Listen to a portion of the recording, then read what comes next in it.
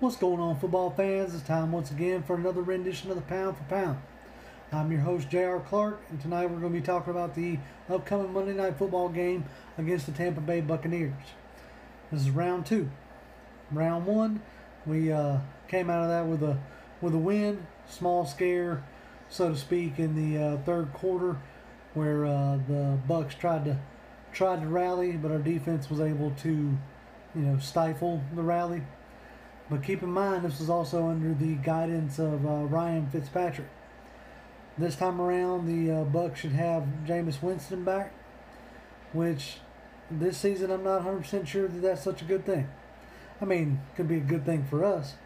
Winston hasn't been playing all that great this year, but he's still, their franchise quarterback. He got picked number one overall for a reason. So, you got to, potentially respect that talent. So hopefully our defense will show up again the way it did in the last couple games against the Vikings, against the Saints.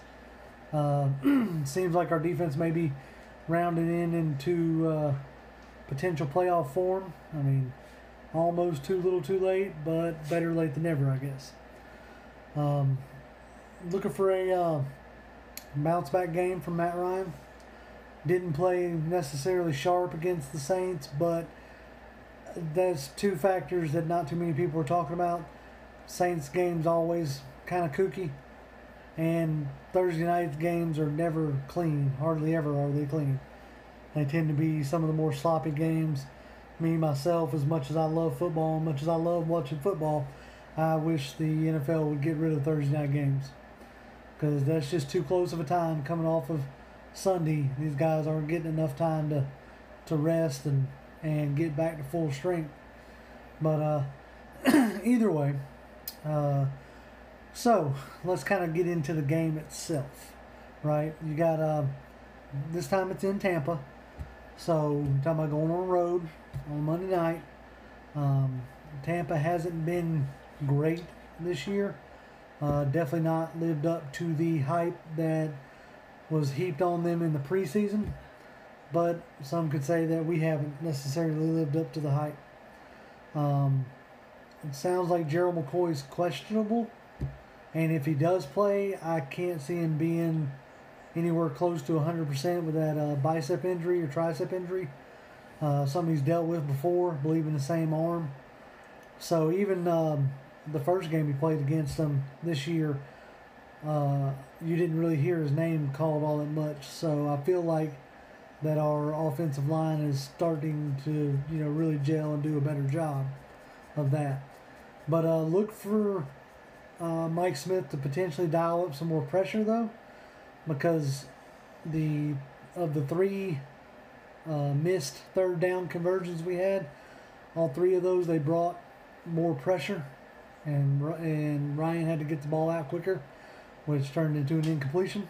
So I would think that they would want to dial up more, more pressure on Ryan this time around. But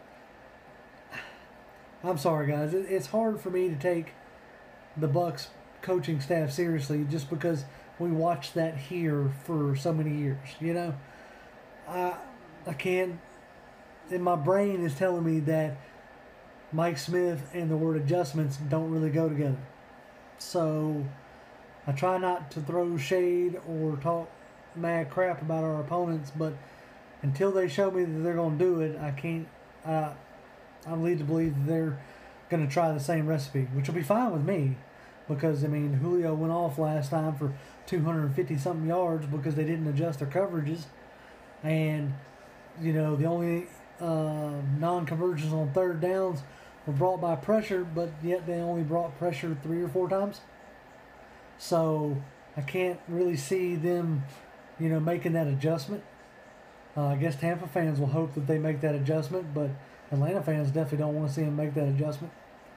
But I suspect we're going to come out of this with a win. We kind of need to keep in standing with the Carolina Panthers and Saints. We need to stay in that division, or stay in close with them. We can't afford to drop this game, not with New Orleans coming up the following week.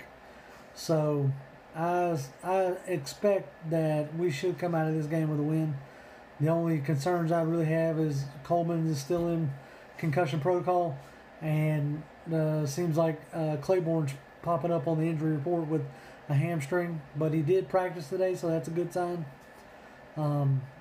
Coach Quinn made a comment about getting Vic Beasley in some more pass rushing, which, let's do that. That's kind of why you drafted the guy. But there really isn't a ton to say about this. If they decide to bracket coverage Julio, we need to get Sanu, Hooper, Taylor Gabriel, Justin Hardy. We need to get those guys involved, and hopefully Sark can continue to put together some decent game plans. So that's what I got for you tonight. It's pretty short videos, concise.